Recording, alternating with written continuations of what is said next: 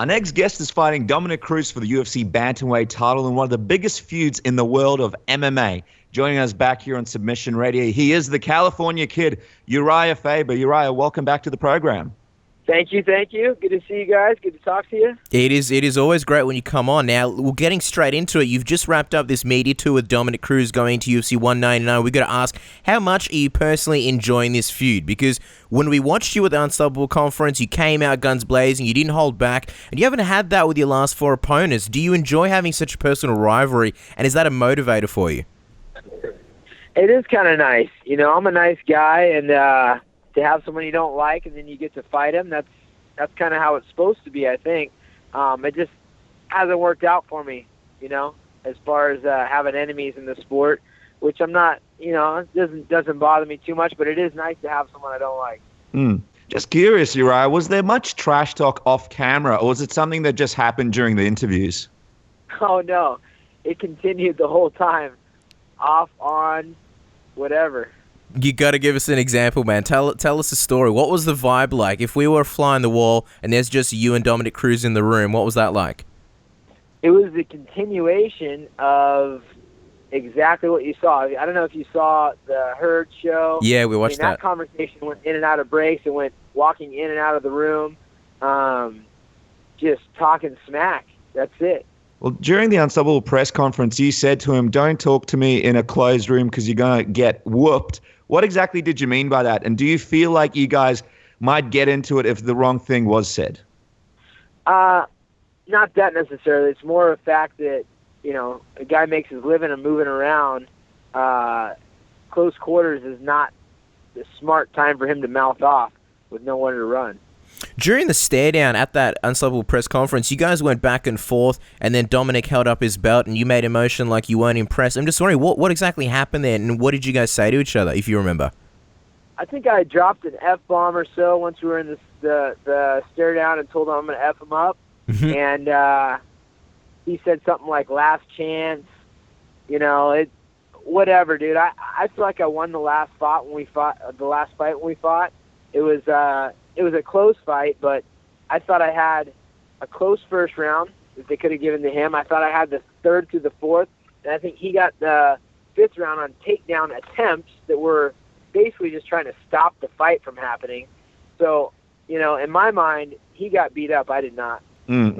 At the EA UFC 2 launch party, Dominick Cruz expressed his beliefs that while your skills haven't regressed, he believes you haven't gotten better while the MMA game has progressed, calling you uncoachable. He said, "I think that anytime someone goes there to coach him, he ends up kicking them out because he has to be the alpha. I think that's been the downfall of his career." What do you make of Cruz's comments, and do you feel like your style has progressed over the last few years? My style has definitely progressed. I mean, even if you watch the first time when we fought, it was just nowhere to the level. I have my same coaches, Fabio Prado, Master Tong. I've got guys that have been with our team for years and years, like Justin Buckles and Danny Castillo.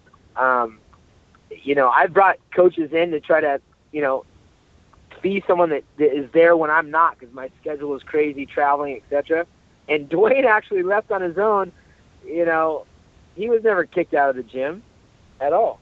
Well, on the flip side, do you think that Dominick Cruz has improved over the years? I'll tell you what has happened.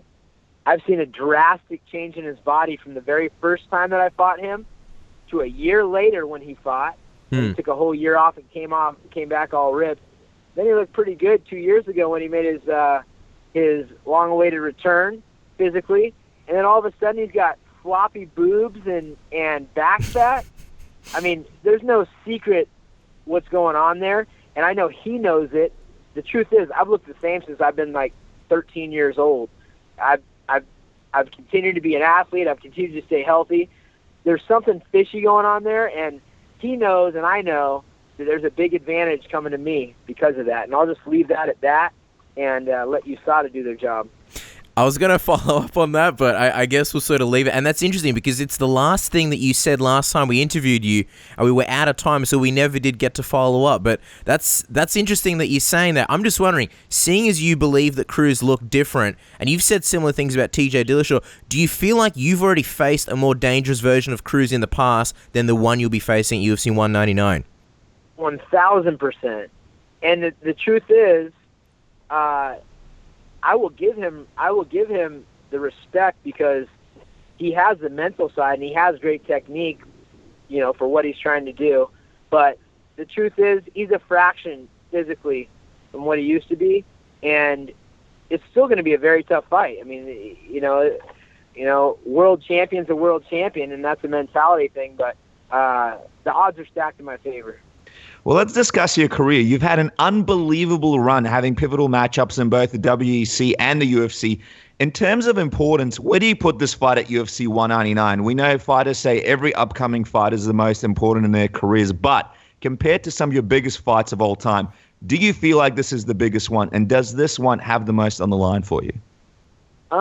It's hard to say. Everything is so at the moment, Is this more of a build-up and more exciting than me taking a 10-day notice fight because Dominick got injured and pushing past a torn hamstring to fight Barao? 100%. Is this a different time in mixed martial arts where all eyes are on us? 100%. Have I been a warrior and fought 41 professional fights over 13 years and coming to a culmination of getting to fight my rival in California? Yes, this is a big fight for me and a lot's on the line, and I'm excited for it. Do you feel like, because this fight was obviously going to happen after the Ultimate Fighter season 15, it didn't, Dominick Cruz was injured, and now here it is happening, I think almost 4 or 5 years later. Do you think this is a better time for this fight? It seems like the sport's even bigger. UFC 199 is going to be a huge pay-per-view. Do you think this is the perfect time for this fight? This is the perfect time for this fight. I mean, that fight was supposed to be on the same card as Chael Sonnen and Anderson Silva, which, was kind of, bittersweet that we didn't get to compete then. But, I think this is the pinnacle of the sport. Every month that goes by, it's a new level for the sport. So being able to, have a big fight at this point in the sport against somebody like this is an exciting time for me. Well, you're obviously a previous WEC champion, and you hold so many records in the UFC, such as most wins in the bantamweight division, most submissions in the bantamweight division, most finishes in the bantamweight division. But the UFC title has eluded you. For your legacy, I'm just wondering, Urijah, how important is it for you to win that belt at UFC 199? I mean, it's important for me. Belt, schmelt, whatever. Here's the truth. The WEC was owned by the UFC. It was the only organization at that level holding fights for our weight class. The way it was presented to me by Dana White, Lorenzo Fertitta, Joe Silva, and Sean Shelby was I was the champion of the world under Zuffa.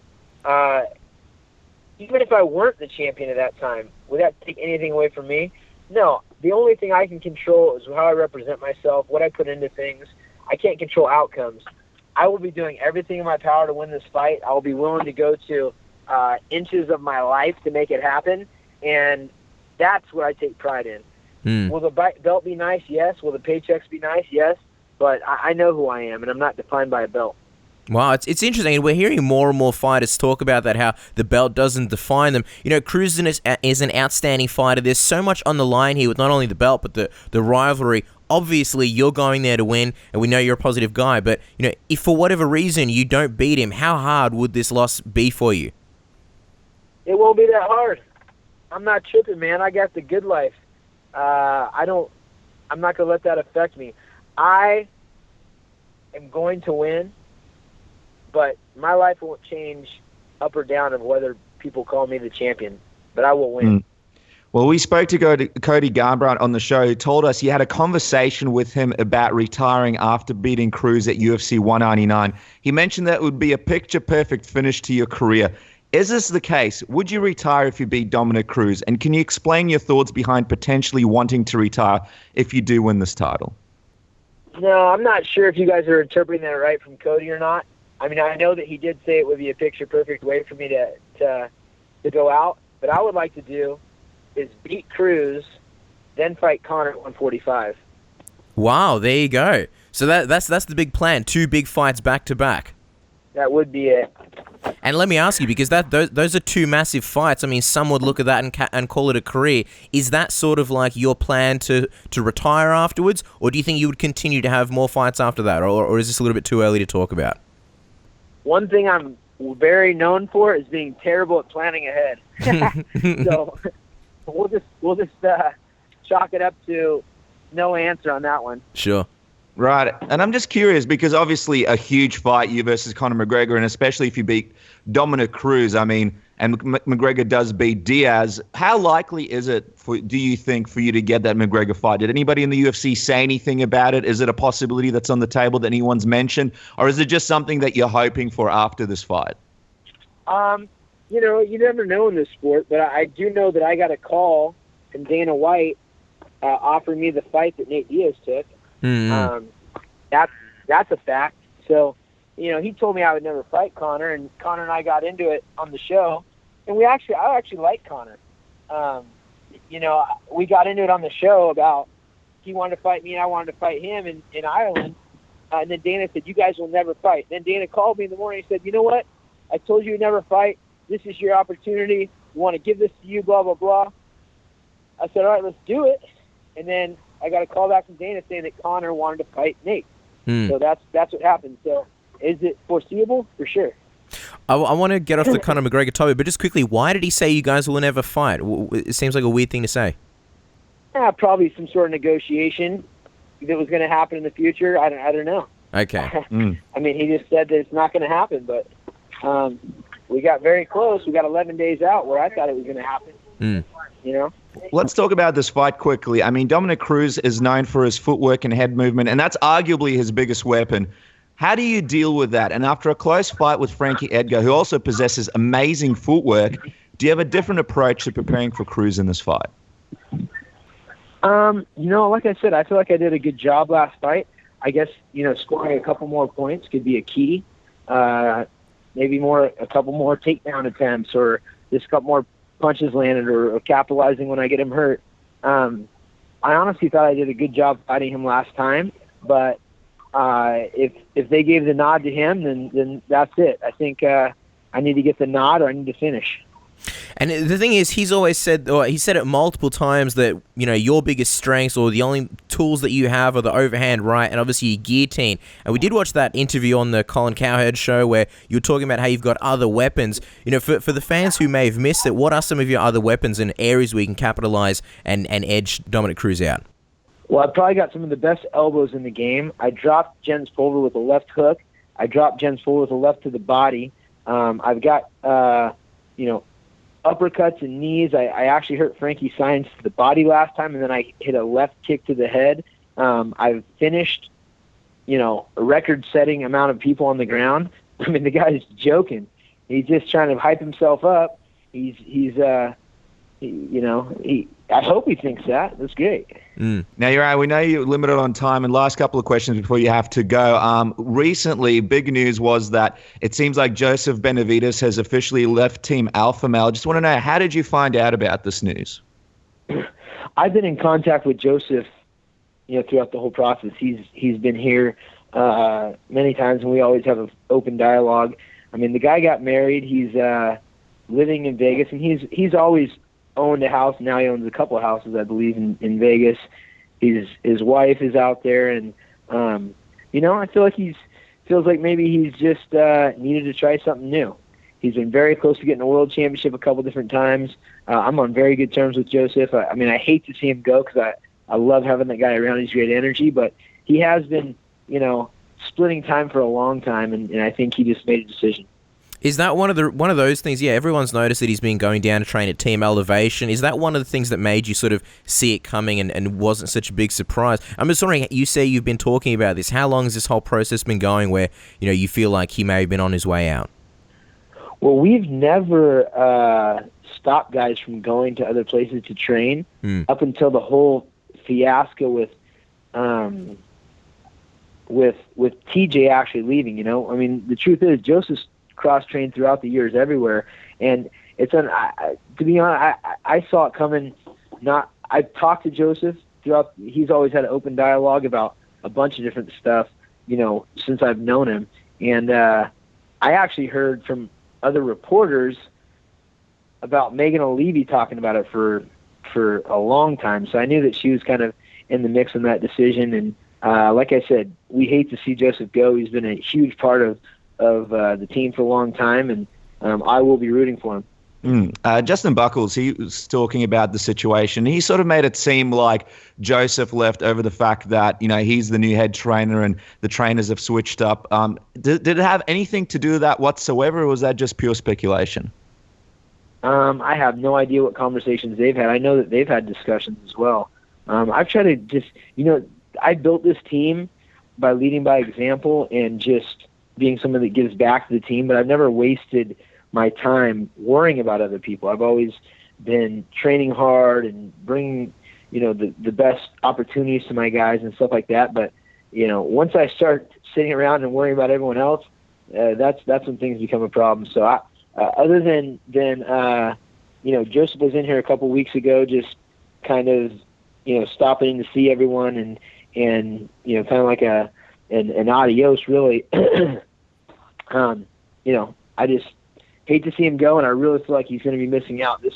This team is pretty incredible, and the new situation that we have in here is the same regimen, but with an invigorated, enthusiasm and passion by the team leaders has been awesome. And it's too bad that he's not going to be a part of it. And you guys will all see how great Team Alpha Male is going to be doing, and we're excited for it. And it sucks that he's not a part of it. Well, obviously the first step to Team Alpha Male and obviously the greatness, that is going to be UFC 199. So as we wrap up, going back to you, let's have the prediction, Urijah. When you visualize your victory over Dominick Cruz, if you visualized it, how does it happen? How do you see yourself finishing him at UFC 199? When you don't like someone, you always just imagine yourself punching him in the face and knocking him out. So that's the case. But I'll do whatever I need to do. I'll knock him out. I'll choke him out. I'll slam him on his head. I'll, kick him in the nuts once at least. Just joking. And then, whatever I need to do. Well, there you guys go. It's going to be a very exciting matchup. You can catch Urijah Faber take on Dominick Cruz at UFC 199 June 4th or June 5th here in Australia. And follow Urijah on Twitter at Urijah Faber to look at what's going on leading into the fight. A lot of interesting stuff happening as well. Urijah, thank you so much for jumping onto the show. We know how busy you are, and best of luck at UFC 199. All right. And where are you guys right now? We are in Melbourne, Australia, the best place in the world. Australia. You guys are plugging Twitter. Don't forget about Snapchat and Instagram and all that good stuff. Yeah, well, you guys on that shit yet? Where can people check you out? Is it just at Urijah Faber? It's at Urijah Faber on Snapchat. It's at Urijah Faber 1. But in Australia, you guys use those also or no? I think that's going to come to us in about the next 7 years. We haven't got. No, I'm just kidding. Yeah, of course. We're all over it. In fact, my girlfriend follows you on Snapchat. So I don't have Snapchat, but she tells me about everything you're getting up to. So yeah, you can't sneak anything past us. Oh, nice. Yeah. All right. Cool, guys. We'll let you go. Again, thank you so much for stretching it out, man. I really appreciate it. Have a great training session and good luck in the fight. Thank you. See you, right? Bye.